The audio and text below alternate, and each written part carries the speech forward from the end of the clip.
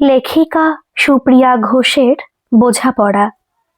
ভোরবেলাকার সেই কাঁচা রোদের ঝিলিকটা যখন অনুরাধার জানলার গ্রিল দিয়ে ঘরে এসে ঢুকলো, তখন ঘড়িতে ঠিক 5:30। অনুরাধার ঘুমটা ভেঙে গেল পাশের বাড়ির কালো কুকুরের চেনা ঘেউ ঘেউ শব্দে। পাশে অয়ন অঘরে ঘুমোচ্ছে, আর ছোট বাবলু ওর বাবার বুকের ওপর একটা হাত তুলে দিয়ে নিশ্চিন্তে স্বপ্ন দেখছে। অনুরাধা কিছুক্ষণ একদৃষ্টিতে চেয়ে রইল ওর ছোট পৃথিবীটার দিকে। এই তো তার সংসার। বিছানা ছেড়ে উঠে অনুরাধা প্রথমে রান্নাঘরে গিয়ে জল গরম বসালো। মধ্যবিত্ত সংসারে সকালটা শুরু হয় একরাশ হিসেব আর দৌড়ঝাঁপ দিয়ে। ডাল সেদ্ধ হতে দিয়েছে, প্রেসার কুকারের সিটিটা পড়ার আগে ওটাকে নামিয়ে নিতে হয়, পাছে বাবলুর ঘুমটা ভেঙে যায়। অনুরাধা আলগোছে অয়নের কপালে হাত দিয়ে দেখলো জ্বরটা আর নেই। গত রাতে একটু গা গরম ছিল। ওগো ওঠো, এবার 6টা বাজে। বাবলুর স্কুলের বাস কিন্তু 7:30টায় চলে আসবে। অনুরাধা অয়নের চুলে বিলি কেটে আলতো করে ডাকলো। অয়ন চোখ রগড়াতে রগড়াতে উঠে বসলো। অনু, আর একটু ঘুমোতে দিলে হতো না? কাল রাতে ওই অফিসের ফাইলগুলো দেখতে দেখতে 1টা বেজে গেছে। অনুরাধা মুচকি হেসে চায়ের কাপটা ওর হাতে ধরিয়ে দিয়ে বলল, হবে না? প্রমোশনের চক্কর বলে কথা। বড়বাবু হতে গেলে একটু তো খাটতেই হবে। যাও, মুখ ধুয়ে নাও। আমি ততক্ষণে বাবলুর টিফিনে আলুর দম আর লুচিটা করে ফেলি। ওর আজ খুব আবদার ছিল। সকাল 7টা নাগাদ বাড়ির আবহাওয়াটা একদম বদলে যায়। বাবলুর মোজা খুঁজে পাওয়া যাচ্ছে না, অয়নের টাইটা কোথায় রাখা আছে কেউ জানে না। এই হুলুস্থুল কাণ্ডটাই যেন অনুরাধার প্রতিদিনের অলংকার। বাবলু, তাড়াতাড়ি দুধটা শেষ করো বাবা, না হলে কিন্তু মিস বকবে। অনুরাধা যখন বাবলুকে তৈরি করছে, তখন অয়ন ডাইনিং টেবিলে বসে খবরের কাগজে চোখ বোলাচ্ছে। এই ডাইনিং টেবিলটা ওদের বিয়ের সময়ের, কাঠের পালিশ চটে গেছে। একটা পায়ার তলায় ভাঁজ করা কাগজ দিয়ে ব্যালেন্স রাখতে হয়। অনুরাধা পাশ দিয়ে যাওয়ার সময় অয়ন ওর হাতটা আলতো করে ধরল। জানো অনু, কাল রাতে ঘুমানোর আগে ভাবছিলাম সামনের মাসে ইনক্রিমেন্টটা হলে আগে এই টেবিলটা পাল্টাবো, আর তোমার ওই পুরনো সেলাই মেশিনটা সারিয়ে দেব। তুমি তো কত সুন্দর নকশা করো, কেন যে ওটা ফেলে রেখেছো? অনুরাধা আঁচল দিয়ে কপালের ঘাম মুছে বলল, আরে ধুর, টেবিলটা তো দিব্যি আছে। ওতে একটা নতুন টেবিল ক্লথ ঢাকা দিলেই সুন্দর দেখাবে। বরং বাবলুর স্কুলের ফিটা এবার বাড়বে শুনছি। আর তোমার জন্য একটা ভালো মোটর সাইকেল বা একটা স্কুটি দেখার চেষ্টা করো। অতটা রাস্তা হেঁটে বাস ধরতে তোমার কষ্ট হয়। অয়ন মুগ্ধ হয়ে চেয়ে থাকে অনুরাধার দিকে। কি অদ্ভুত এই নারী! নিজের কোনো শখ নেই, নিজের কোনো আহ্লাদ নেই। স্বামীর কষ্ট আর সন্তানের ভবিষ্যৎ, এই নিয়েই তার দিন রাত। একেই বোধহয় বলে সুখ। অয়ন অফিসে বেরিয়ে যাওয়ার পর অনুরাধা যখন বারান্দায় ভিজে কাপড় মেলছিল, তখন পাশের ফ্ল্যাটের সুমনা দিদি ছাদে এলেন। সুমনা দিদির স্বামী অতীন্দ্রবাবু সরকারি অফিসের বড় কর্তা, কিন্তু তাদের সংসারে সবসময় যেন একটা খিটখিট লেগেই আছে। সুমনা দিদি পান চিবোতে চিবোতে বললেন, হ্যাঁ গা অনুরাধা, কাল তো অয়নবাবুকে খুব ফুরফুরে মেজাজে দেখলাম। হাতে একটা মিষ্টির প্যাকেটও ছিল মনে হয়। গিন্নিকে খুব তোয়াজ করছে বুঝি? অনুরাধা শান্ত গলায় বলল, না দিদি, মিষ্টি নয়। বাবলুর জন্য একটা কালার পেন্সিল এনেছিলেন, ওর ড্রয়িং কম্পিটিশন আছে তো। সুমনা দিদি মুখটা বাঁকিয়ে বললেন, ও মা, সামান্য রঙের জন্য মিষ্টির দোকানের মতো প্যাকেট? তা তোমরা তো দেখছি বেশ আছো। আমার মেজো যা বলছিল অয়ন নাকি আজকাল খুব দামি শার্ট পরছে। কত মাইনে পায় গো তোমার বর? এই যে বারবার কেনাকাটা, লোকে কিন্তু আড়ালে কত কি বলছে। অনুরাধা মনে মনে একটু বিরক্ত হলো, কিন্তু মুখে হাসলো। লোকে তো কত কিছুই বলে দিদি, আমাদের সামান্য চাওয়া পাওয়া, নিজেদের মতো করে একটু গুছিয়ে নিচ্ছি আর কি। সুমনা দিদি গজ গজ করতে করতে নিচে নেমে গেলেন। আসলে অয়ন আর অনুরাধার এই হাসি খুশি ভাবটা অনেকেরই সহ্য হয় না। পাড়ার লোকেদের ধারণা অয়ন নিশ্চয়ই কোনো অসৎ পথে টাকা কামাচ্ছে, নইলে এই বাজারে একটা মধ্যবিত্ত ছেলে বউকে নিয়ে এত শান্তিতে থাকে কি করে। সেই দিনটা ছিল বৃহস্পতিবার। লক্ষ্মী পুজোর তোড়জোড় করছিল অনুরাধা। সন্ধেবেলা অয়ন ফেরার কথা। রাস্তা দিয়ে রিকশার শব্দ হলে অনুরাধা জানলায় গিয়ে দাঁড়ায়, কিন্তু আজ 8টা বেজে গেলেও অয়ন ফিরল না। ফোনটা বারবার করছে, কিন্তু সুইচ অফ বলছে। অনুরাধার বুকের ভেতরটা কেমন যেন দুরু দুরু করতে লাগলো। ও কি কোনো দুর্ঘটনায় পড়লো, নাকি অফিস থেকে ফেরার পথে কারোর সাথে কোথাও গেছে? বাবলু ঘুমিয়ে পড়েছে। অনুরাধা একা ড্রয়িং রুমে বসে আছে। ঘড়ি টিকটিক শব্দটা যেন আরো জোরে কানে বাজছে। রাত 9টা নাগাদ। দরজায় একটা টোকা পড়ল। অনুরাধা দ্রুত গিয়ে দরজা খুলল। অয়ন দাঁড়িয়ে আছে, কিন্তু ওর সেই চিরচেনা হাসি মুখটা আজ উধাও। জামাটা আধ খোলা, চুলগুলো উস্কো খুস্কো আর মুখটা ফ্যাকাশে সাদা। কি হয়েছে গো, তোমার এই অবস্থা কেন? অনুরাধা আঁতকে উঠল। অয়ন ধপ করে সোফায় বসে পড়ল। দুহাতে মুখ ঢেকে বসে রইল কিছুক্ষণ। তারপর ভাঙা গলায় বলল, সব শেষ হয়ে গেল অনু। ম্যানেজমেন্ট থেকে আমাকে সাসপেন্ড করেছে। আমাদের অফিসের ক্যাশ থেকে 10 লক্ষ টাকা গায়েব হয়েছে। অডিট রিপোর্টে দেখা যাচ্ছে সব ফাইলে নাকি আমার সই রয়েছে, অথচ আমি ওই ফাইলগুলো কোনোদিন চোখেই দেখিনি। অনুরাধার পায়ের তলা থেকে যেন মাটি সরে গেল।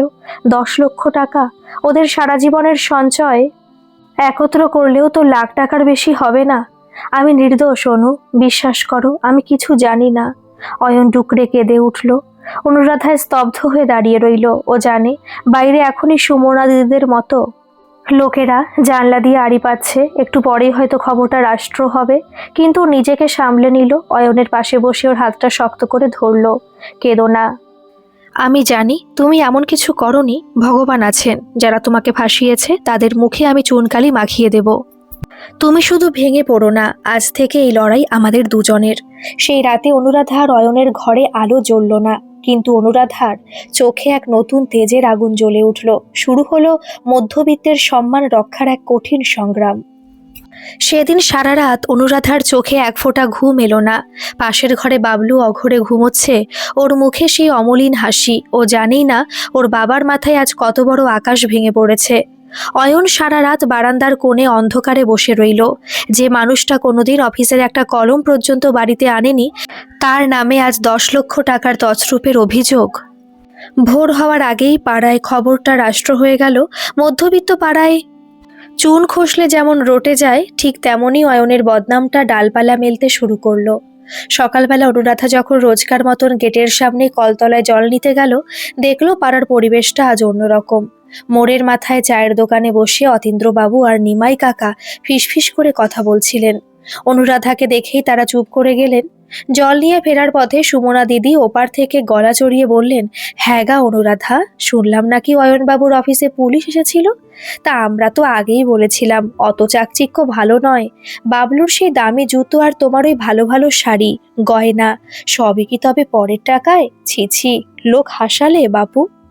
অনুরাধার হাতটা থরথর করে কাঁপছিল। জলের বালতিটা নামিয়ে রেখেও স্থির দৃষ্টিতে সুমনা দিদির দিকে তাকালো। গলায় এক অদ্ভুত দৃঢ়তা নিয়ে বলল, দিদি, আকাশ থেকে পড়া বৃষ্টির জলও কিন্তু কাদার ওপর পড়লে ঘোলা হয়ে যায়। আমার স্বামী চোর নয়, ওকে ফাঁসানো হয়েছে। আর যেদিন সত্যটা সামনে আসবে সেদিন কিন্তু মুখ লুকাতে জায়গা পাবেন না। সুমনা দিদি মুখ ঝামটা দিয়ে ভেতরে চলে গেলেন, কিন্তু অনুরাধার বুকটা ফেটে যাচ্ছিল। ও ঘরে ঢুকে দেখলো অয়ন তখনও সোফায় বসে, ওর চোখের তলায় কালি পড়ে গেছে। অনু, আমি আর অফিসে যেতে পারবো না। কাল যারা আমাকে স্যার স্যার করতো, আজ তারা আমার দিকে আর চোখে তাকাবে। ম্যানেজার সরাসরি বলে দিয়েছেন যতক্ষণ তদন্ত শেষ না হচ্ছে আমি সাসপেন্ড। এমনকি আমার গত মাসের মাইনেটাও আটকে দেওয়া হয়েছে। অয়নের চোখের কোণটা ভিজে উঠল। পরের কয়েকটা দিন ছিল বিভীষিকার মতো। ঘরে চাল ডাল ফুরিয়ে আসছে। বাবলুর স্কুলের গাড়িওয়ালা এসে তাগাদা দিচ্ছে 2 মাসের বাকি ভাড়ার জন্য। অয়ন একদম কুঁকড়ে গেছে। ও ভাবছিল হয়তো কোনো চরম সিদ্ধান্ত নিলে এই লজ্জা থেকে মুক্তি পাবে, কিন্তু অনুরাধা অন্য ধাতুতে গড়া। ও দেখলো শুধু চোখের জল ফেললে সংসার চলবে না, আর অয়নকেও বাঁচানো যাবে না। ও আলমারি খুলে ওর বিয়ের সময়কার সেই কয়েকটা সোনার গয়না বের করলো। এ কি করছো অনু? ওগুলো তো তোমার মায়ের দেওয়া শেষ স্মৃতি। অয়ন আঁতকে উঠে বাধা দিল। অনুরাধা অয়নের হাতটা চেপে ধরে বলল, স্মৃতি দিয়ে পেট ভরে না অয়ন। আর তোমার সম্মান যদি ধুলোয় মিশে যায়, তবে এই সোনার গয়না দিয়ে আমি কি করব? এগুলো বন্ধক রেখে আমি লয়ার ধরব? তুমি শুধু আমাকে একটা কথা দাও, তুমি ভেঙে পড়বে না। আমি থাকতে তোমার গায়ে কেউ আঁচড় কাটতে পারবে না। অনুরাধা শান্ত থাকলো না। ও জানতো অয়ন যে ফাইলে সই করেছে বলছে, সেই ফাইলগুলো ও কোনোদিন দেখেনি। তবে সই এলো কোথা থেকে? অনুরাধা ঠিক করলো ও নিজেই অয়নের অফিসে যাবে। পরদিন বিকেলে ও সোজা অয়নের অফিসে গিয়ে হাজির হলো। অফিসের পিয়ন রামখিলায়ন অয়নকে খুব শ্রদ্ধা করত। অনুরাধা ওকে আড়ালে ডেকে জিজ্ঞাসা করলো, রাম কাকা, ওই যে 10 লক্ষ টাকার ফাইলটা, ওটা কার কাছে ছিল বলতে পারো? রামখিলায়ন এদিক ওদিক তাকিয়ে ফিসফিস করে বলল, দিদিমণি, অয়নবাবু খুব ভালো মানুষ, কিন্তু ওই যে বড়বাবুর খাস লোক বিকাশবাবু, ওনার সাথে ইদানিং ম্যানেজারকে খুব ঘনিষ্ঠ দেখতাম। আর যে রাতে অডিট হলো তার আগের দিন বিকাশবাবু অনেক রাত অবধি অফিসে একা ছিলেন। অনুরাধার মনের কোণে একটা বিদ্যুতের ঝিলিক খেলে গেল। বিকাশ, অয়নের সবচেয়ে কাছের বন্ধু বলে যে দাবি করত, সেই কি তবে পেছন থেকে ছুরি মেরেছে? বাড়ি ফেরার পথে অনুরাধা দেখল আকাশটা আবার কালো করে আসছে, কালবৈশাখীর মেঘ, ঠিক যেমন ওর জীবনে ঝড় এসেছে। কিন্তু ও আজ ঠিক করে ফেলেছে এই ঝড়ে ও ডালপালার মতো নুয়ে পড়বে না, বরং শিকড়ের মতো মাটিকে কামড়ে পড়ে থাকবে। রাতে খাওয়ার সময় অনুরাধা অয়নকে কিছুই বলল না, শুধু বলল, কাল সকালে আমরা একবার তোমার উকিলের কাছে যাব। আমার কেন যেন মনে হচ্ছে বিকাশ এই পুরো ঘটনার সাথে জড়িয়ে আছে। অয়ন অবাক হয়ে তাকিয়ে রইল ওর সাধারণ গৃহিণী স্ত্রীটির দিকে। এই কদিনে অনুরাধা যেন এক রণংদেহী মূর্তিতে পরিণত হয়েছে। হঠাৎ দরজায় আবার ধাক্কা, এবার কলিং বেল নয়, সজোরে ধাক্কা। দরজা খুলতেই অনুরাধা দেখল দুজন পুলিশ অফিসার দাঁড়িয়ে। অয়নবাবু কে? ওনার নামে কমপ্লেন আছে, ওনাকে একবার থানায় যেতে হবে জিজ্ঞাসাবাদের জন্য। বাবলু ভয় পেয়ে কেঁদে উঠল। অয়ন পাথর হয়ে দাঁড়িয়ে রইল। পাড়ার সব জানলা এক এক করে খুলতে শুরু করলো। সুমনা দিদিদের তৃপ্তির হাসি যেন অন্ধকারের মাঝে অনুরাধা দেখতে পাচ্ছিল। অনুরাধা পুলিশের সামনে গিয়ে বুক চিতিয়ে দাঁড়ালো, বলল, চলুন, আমিও যাব। আমার স্বামী কোথাও যাবে না আমাকে ছাড়া। আর মনে রাখবেন অফিসার, বিনা প্রমাণে কাউকে চোর বলাটা যেমন অপরাধ, অন্যায়ভাবে কাউকে অ্যারেস্ট করাটাও তেমনই দণ্ডনীয়। পুলিশ অফিসাররা থমকে গেলেন অনুরাধার তেজ দেখে। থানার বাইরে কাঠের বেঞ্চে বসে অনুরাধা। রাত তখন প্রায় 12টা। রাস্তার পাশের ঝিঝি পোকার ডাক আর থানার ভেতরকার গম্ভীর নিস্তব্ধতা যেন বুকের ভেতরটা দুমড়ে দিচ্ছে। বাবলুকে ওর মাসির বাড়িতে রেখে এসেছে অনুরাধা। বাচ্চাটা মায়ের আঁচল ছাড়তে চাইছিল না, কিন্তু অনুরাধা আজ লোহার মতো শক্ত। ওর চোখে জল নেই, আছে এক তীব্র আগুন। পুলিশ অফিসার সমাদ্দার মশাই অয়নকে জেরা করছেন। মাঝে মাঝে ভেতর থেকে ওনার গম্ভীর গলার আওয়াজ ভেসে আসছে, বলুন অয়নবাবু, টাকাটা কোথায় লুকিয়েছেন? আপনার অ্যাকাউন্ট তো খালি, তবে কি অন্য কোথাও ইনভেস্ট করেছেন? অয়নের কাতর কণ্ঠস্বর শোনা যাচ্ছে, আমি জানি না স্যার, আমি সত্যিই জানি না। অনুরাধা আর বসে থাকতে পারলো না। ও সোজা অফিসারের ঘরের সামনে গিয়ে দাঁড়ালো। কনস্টেবল বাধা দিতে চাইলেও বলল, আমি শুধু কয়েকটা কথা বলবো অফিসারকে, আমার স্বামী কোনো অপরাধী নয়। অফিসার সমাদ্দার একটু বিরক্ত হয়ে তাকালেন। বলুন, কি বলতে চান? অনুরাধা শান্ত কিন্তু দৃঢ় স্বরে বলল, অফিসার, আমার স্বামী গত 10 বছর ওই অফিসে কাজ করছেন। কোনোদিন একটা চকলেটের টাকাও অফিসের ফান্ড থেকে নেননি। আর আপনি বলছেন তিনি 10 লক্ষ টাকা সরাবেন? আচ্ছা, যে ফাইলে সই করার কথা বলছেন সেই সইগুলো কি আপনারা যাচাই করেছেন? কারণ আমার স্বামীর সই নকল করা খুব সহজ, ও খুব সাদামাটাভাবে নাম লেখে। অফিসার একটু থমকালেন। তদন্ত চলছে মিসেস চ্যাটার্জি, সই তো এক্সপার্টরা দেখবেনই, কিন্তু প্রাথমিক এভিডেন্স ওনার বিরুদ্ধেই। অনুরাধা একটা ছোট ব্যাগ থেকে কয়েকটা কাগজ বের করলো। এই দেখুন অফিসার, এটা অয়নের গত 3 মাসের কল লিস্ট, আমি নিজের দায়িত্বে কোম্পানি থেকে বের করেছি। এই দেখুন, গত 1 মাসে বিকাশ নামের একজনের সাথে ওর সবচেয়ে বেশি কথা হয়েছে। আর এই বিকাশবাবু গত সপ্তাহে একটা নতুন গাড়ি কিনেছেন। একজন মধ্যবিত্ত চাকুরিজীবী রাতারাতি নতুন গাড়ি কেনার টাকা কোথায় পেলেন? অফিসার সমাদ্দারের চোখ জোড়া একটু কুঁচকে গেল। অনুরাধা থামলো না, ও বলল, আরও একটা কথা, অয়ন যেদিন সাসপেন্ড হয় তার আগের দিন রাতে অফিসের সিসিটিভি ফুটেজ কি আপনারা চেক করেছেন? যদি না করেন তবে এখনই সেটা করা উচিত। কারণ অফিসের পিয়ন আমাকে বলেছে সে রাতে বিকাশবাবু আর ম্যানেজারবাবু অনেক রাত অবধি ভেতরে ছিলেন। সেদিন রাতে অয়নকে ছেড়ে দেওয়া হলো ঠিকই, কিন্তু পাড়ার লোক তো আর ছেড়ে দেওয়ার নয়। পরদিন সকালে যখন ওরা বাড়ি ফিরল, দেখলো ওদের গেটের সামনে কালি দিয়ে কেউ লিখে রেখেছে, চোরের আস্তানা। অয়ন ভেঙে পড়ে বলল, অনু, চলো আমরা এখান থেকে চলে যাই। এই অপমান আমি আর সইতে পারছি না। বাবলুকে স্কুলে পাঠাতে পারছি না, সবাই ওকে চোরের ছেলে বলছে। অনুরাধা অয়নের হাতটা শক্ত করে ধরল। পালাবো কেন? আমরা কোনো পাপ করিনি, যারা লিখেছে তারাই একদিন এটা মুছে দেবে। তুমি শুধু একটু ধৈর্য ধরো। অনুরাধা বুঝলো শুধু পুলিশে কাজ হবে না, ওকে নিজেকে প্রমাণ জোগাড় করতে হবে। ও জানতো বিকাশ খুব লোভী মানুষ। ও বিকাশের স্ত্রীর সাথে আলাপ জমানোর চেষ্টা করলো। সুমনা দিদিদের মতো মহিলারা যখন অনুরাধাকে দেখে মুখ ঘোরাচ্ছিলেন, অনুরাধা তখন সুকৌশলে বিকাশের স্ত্রী রিনার সাথে পার্কে গিয়ে দেখা করলো। রিনা একটু সাদাসিধে মহিলা। অনুরাধা ওর কাছে গিয়ে খুব কান্নাকাটি অভিনয় করলো, জানো বোন, অয়নের তো চাকরিটা গেলই। এখন আমাদের না খেয়ে মরার অবস্থা। অথচ বিকাশদা কত ভালো মানুষ, উনি কত উন্নতি করছেন। শুনলাম তোমরা নাকি সামনের মাসে দীঘায় বেড়াতে যাচ্ছ। রিনা একটু গর্বের সাথে বলল, হ্যাঁ দিদি, বিকাশের না একটা লটারি লেগেছে, অনেক টাকা পেয়েছে, তবে কাউকে বলতে বারণ করেছে। অনুরাধার বুকের ভেতরটা ধক করে উঠল। লটারি? এই পুরনো অজুহাত দিয়ে কি তবে দুর্নীতির টাকা সাদা করা হচ্ছে? অনুরাধা রিনাকে বলল, বাহ, খুব ভালো খবর। তা লটারি টিকিটটা কি তোমাদের কাছে আছে? আমি একবার দেখতে পারি? আমারও খুব শখ একবার লটারি কাটার, তাই নম্বরটা দেখতাম আর কি। রিনা অবলীলায় বলল, টিকিটটা তো আলমারিতে আছে দিদি, কিন্তু বিকাশ ওটা কাউকে দেখাতে বারণ করেছে। তবে ম্যানেজার বাবু তো প্রায়ই আসেন বাড়িতে ওই টিকিট নিয়ে আলোচনা করতে। অনুরাধার সন্দেহ এবার নিশ্চিত বিশ্বাসে পরিণত হলো। ম্যানেজার আর বিকাশ মিলে এই ষড়যন্ত্র করেছে, কিন্তু প্রমাণ চাই। সেদিন রাতে অয়ন ঘুমানোর পর অনুরাধা চুপি চুপি বিকাশের বাড়ির দিকে গেল। ওদের বাড়িটা ঠিক পেছনের গলিতে, বৃষ্টির ঝাপটায় চারিদিক অন্ধকার। অনুরাধা জানলার আড়ালে দাঁড়িয়ে শুনল বিকাশ আর ম্যানেজারের গোপন কথা। ম্যানেজার বলছেন, বিকাশ, পুলিশ কিন্তু আবার খুঁটিনাটি চেক করতে শুরু করেছে, ওই লটারি টিকিটটা যেন কেউ না দেখে। ওটা তো ফেক, শুধু ইনভেস্টিগেশনে দেখানোর জন্য রাখা হয়েছে।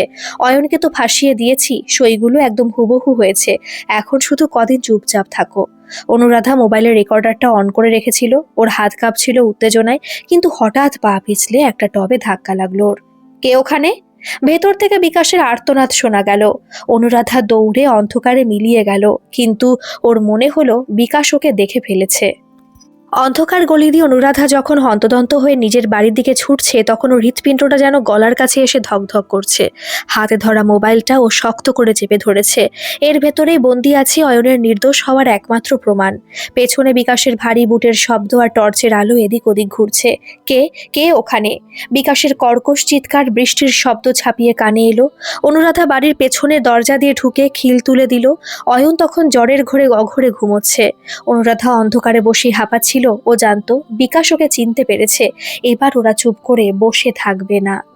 পরদিন সকাল হতেই পাড়ায় এক নতুন শোরগোল। সুমনা দিদি আর অতীন্দ্রবাবু ওদের গেটের সামনে দাঁড়িয়ে জটলা করছেন। অনুরাধা দরজা খুলতেই সুমনা দিদি টিপ্পনি কেটে বললেন, হ্যাঁ গা অনুরাধা, কাল রাতে নাকি চোরের মতো বিকাশের জানলার তলায় আড়ি পাততে গিয়েছিলে। বিকাশ তো থানায় ডায়েরি করতে যাচ্ছে। ছি ছি, বরের চুরির পর এবার বউয়ের এই দশা। তোমরা তো দেখছি পাড়াটাই অপবিত্র করে দিলে। অনুরাধা এক মুহূর্তের জন্য থমকালো। ওরা তবে উল্টো চাল চালছে? বিকাশ আগে ভাগে রটিয়ে দিয়েছে যে অনুরাধা ওদের বাড়িতে চুরি করতে গিয়েছিল। অয়ন ঘর থেকে বেরিয়ে এলো, ওর মুখটা ফ্যাকাশে। কি বলছো তোমরা? অনু কেন ওদের বাড়ি যাবে? বিকাশ তখন ভিড় ঠেলে সামনে এলো, ওর চোখে মুখে এক ধূর্ত হাসি। অয়নদা, তোমার উপর শ্রদ্ধা ছিল, কিন্তু তোমার বউ কাল রাতে আমার বেডরুমের জানলার কাঁচ ভাঙার চেষ্টা করছিল। হয়তো ভেবেছে ওই লটারির টাকাটা চুরি করে তোমাদের ঘাটতি মেটাবে। আমরা পুলিশকে জানিয়েছি। অয়ন স্তম্ভিত হয়ে অনুরাধার দিকে তাকালো। অনুরাধা শুধু ইশারায় অয়নকে শান্ত থাকতে বলল। ও ধীর পায়ে বিকাশের সামনে গিয়ে দাঁড়ালো। বিকাশবাবু, লটারি টাকাটা বুঝি খুব সাবধানে রেখেছেন? তা লটারিটা কোন কোম্পানির? আর সেই টাকাটা কি সত্যি লটারির, নাকি অফিসের ওই 10 লক্ষ টাকা যেটা আপনি আর ম্যানেজার বাবু মিলে আত্মসাৎ করেছেন? বিকাশের মুখটা এক পলকের জন্য নীল হয়ে গেল, কিন্তু পরক্ষণেও সামলে নিয়ে হাসলো। পাগলের প্রলাপ, প্রমাণ আছে কোনো? অনুরাধা মোবাইলটা বের করলো। পাড়ার সবাই তখন উৎসুক হয়ে তাকিয়ে। অনুরাধা বলল, প্রমাণ এই মোবাইলে আছে। কাল রাতে আপনারা যা যা আলোচনা করেছেন, কিভাবে অয়নের সই জাল করেছেন, কিভাবে লটারির নাম করে কালো টাকা সাদা করছেন, সব এতে রেকর্ড করা আছে। এখনই যদি আমরা পুলিশকে এটা শোনাই, তবে জেলের ভাত আপনাদেরই খেতে হবে।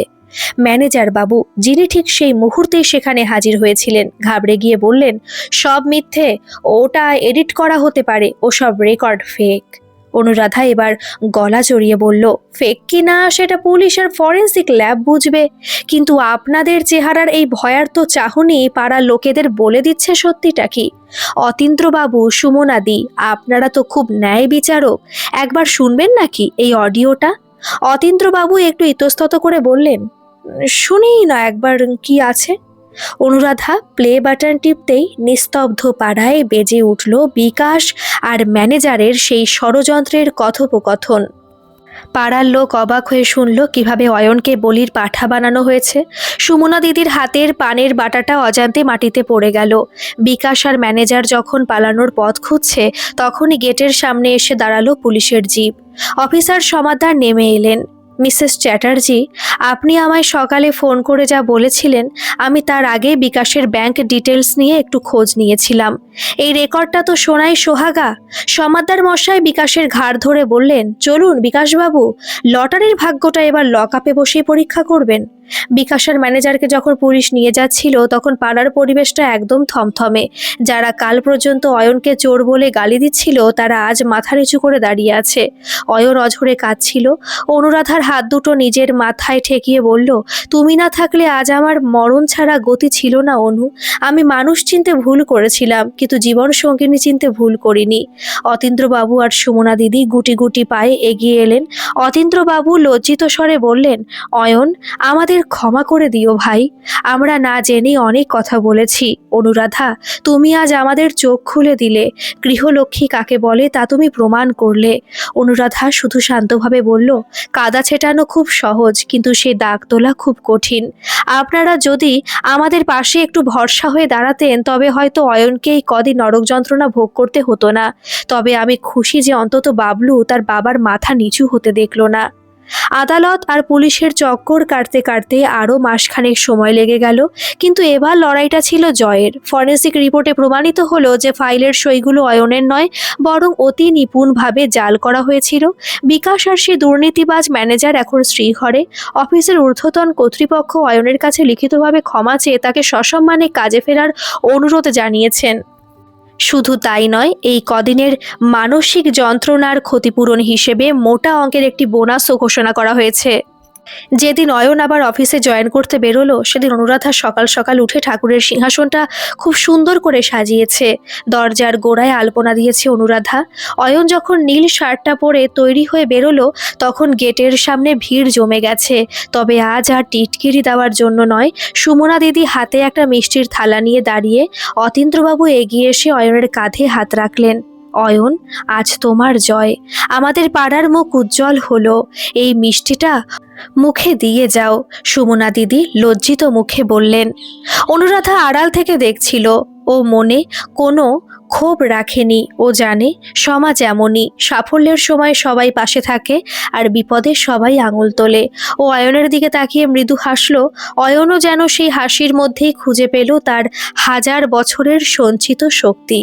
অফিসের সেই বোনাসের টাকা আর জমানো কিছু সম্বল দিয়ে অয়ন এবার অনুরাধার দীর্ঘদিনের সেই স্বপ্নটা পূরণ করলো। বাড়ির সেই নড়বড়ে ডাইনিং টেবিলটা পাল্টানো হলো ঠিকই, কিন্তু অনুরাধার সবচেয়ে বড় পাওনা হলো তার নিজের ঘর, অনুরাধা বুটিক।